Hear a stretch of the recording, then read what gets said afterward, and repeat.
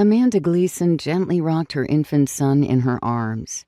A new baby was truly the reaffirmation of life. If she didn't know that before this moment, she knew it now. He was her child, her miracle, her responsibility.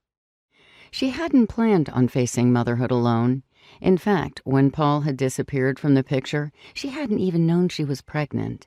Maybe if she had, maybe if she could have told him, things would have turned out differently. But they hadn't. And now the weight of the world was on her shoulders. Decisions had to be made, pressure she'd never even imagined, and a bittersweet pain that came every time she held Justin in her arms. She touched his downy head with one finger, stroked the peach fuzz of his hair. As she whispered softly to him, his eyes opened wide, and he stared at her intently, visibly fascinated by the sound of her voice. She gazed into those eyes, Paul's eyes, and her chest tightened. They were a lighter brown than Paul's, probably because they had yet to mature to their true color. But the shape, the lids, even the thick fringe of lashes, those were all Paul's. As was his nose, a tiny version of Paul's bold, straight nose with the slender nostrils. He even had the dimple in his cheek that was Paul's. Other than his golden brown hair color and small pursed mouth, both of which he'd inherited from her, he was very much Paul's son.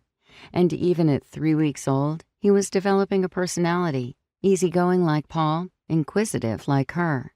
He spent hours staring at his fingers, opening and closing them with a fascinated expression.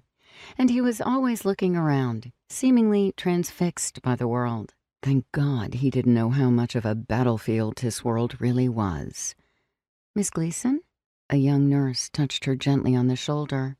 "Why don't you get something to eat? Maybe take a walk? You haven't done either all day." She reached for the baby. "Justin will be in good hands. You've got to take care of yourself, or you won't be able to take care of him."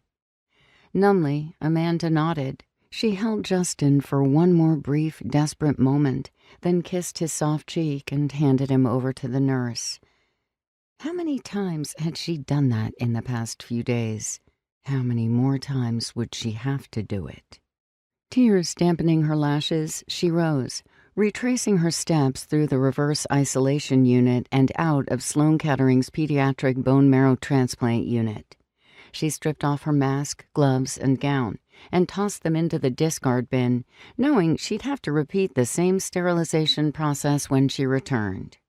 She stood there for a moment, head bent, taking deep, calming breaths to bring herself under control. The nurse was right. She'd be of no use to Justin if she fell to pieces, and she'd done enough of that already.